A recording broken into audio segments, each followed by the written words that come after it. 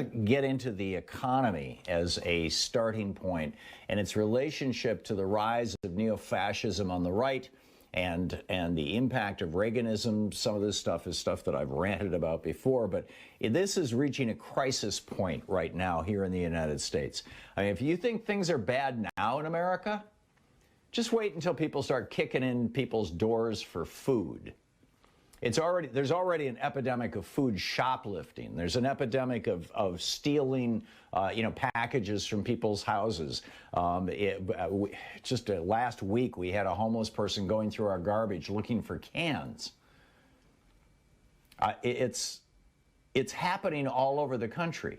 And in fact, I mean, the Washington Post just today, the headline, 2020 was the worst year for economic growth since the Second World War. Which was, the Second World War was like on the tail end of the Republican Great Depression. We are now in the second Republican Great Depression. Another Washington Post article points out we are now only out of every 6 families with children, 6 renter families with children. One of those 6 families, quote, lacked sufficient food in the past 7 days, end quote. This is a survey that was done 2 weeks ago. 1 in between 6 and 7 families, 1 in 6 families, more or less, literally at this moment, as we're speaking, in the United States of America, the so-called richest country in the world, 1 in 6 families don't have enough food for their kids. 1 in 6 families who rent. This is a situation that literally does not exist in any other developed country in the world. You are not seeing food lines in Canada. You are not seeing, bread lines essentially in Germany. All these other countries, pretty much every other OECD country, I don't have a complete list, but I can certainly tell you at least 15 or 20 of them, are making direct payments to all of the people who were employed before this pandemic blew up our economies, combined with 40 years of austerity. All of these countries are making direct payments to people. We've done that twice in the United States, right, with a $600 check and what was it, a $1,200 check way back last year, a $1,000 check, the original check. That's it. In the UK, in France, in Germany, in Norway, in Spain, people are getting $1,000 a month, a week, or $1,500, or whatever it may be. I mean, they are maintaining their working class. We are not. I can't even call it the middle class anymore. Fewer than half of Americans are middle class. So how could you call it middle? We are in an unacknowledged second Republican Great Depression. Yes, that's what they called the one back in the 30s, right up until Republicans started squealing about it in the 1950s, and Joe McCarthy started saying, don't call it the Republican Great Depression anymore, number one. And number two, when you refer to the Democratic Party, call it the Democrat Party with emphasis on the rat. The great forgetting, right? How quickly we forget. This survey that they completed just 2 weeks ago found this again from today's Washington Post. Fully 46% of American children who live in renter households are their household is either behind on their rent or they lack sufficient food or both. Roughly half of American families with children who are renting. Now, there was a time in America when we saw something very much like this.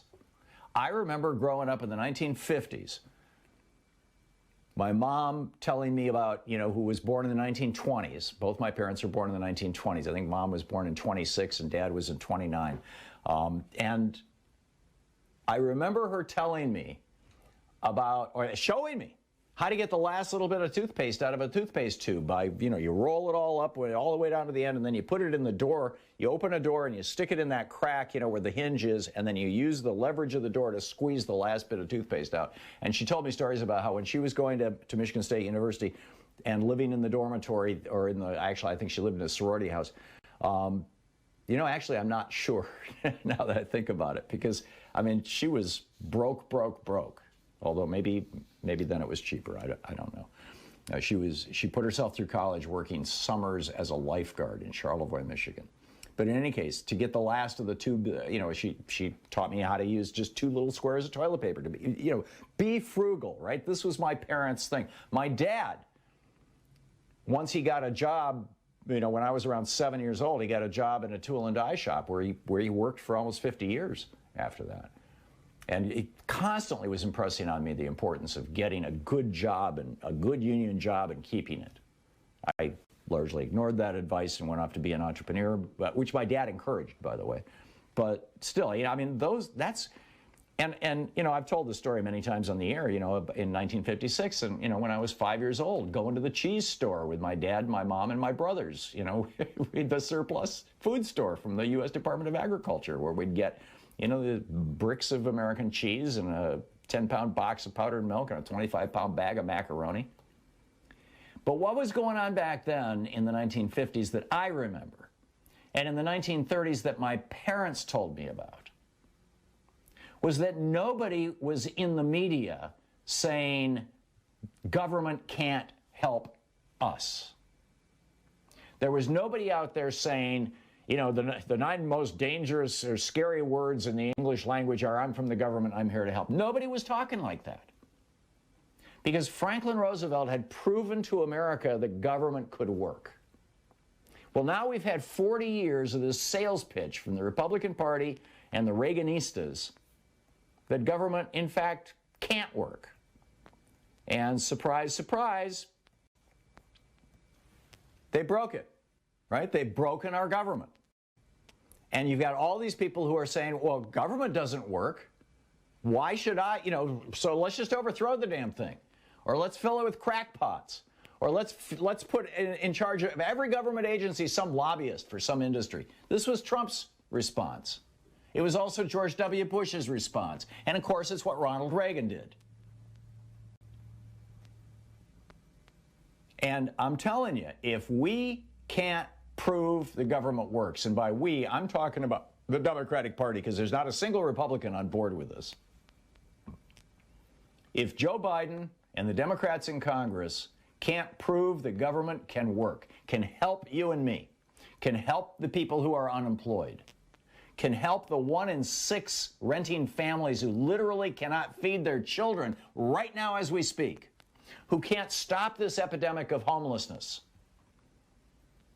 If Joe Biden and the Democrats in Congress can't do what Franklin Roosevelt did and take us out of a second Republican Great Depression, you think the coup of 2021 was bad? The coup of 2024, it was the old joke.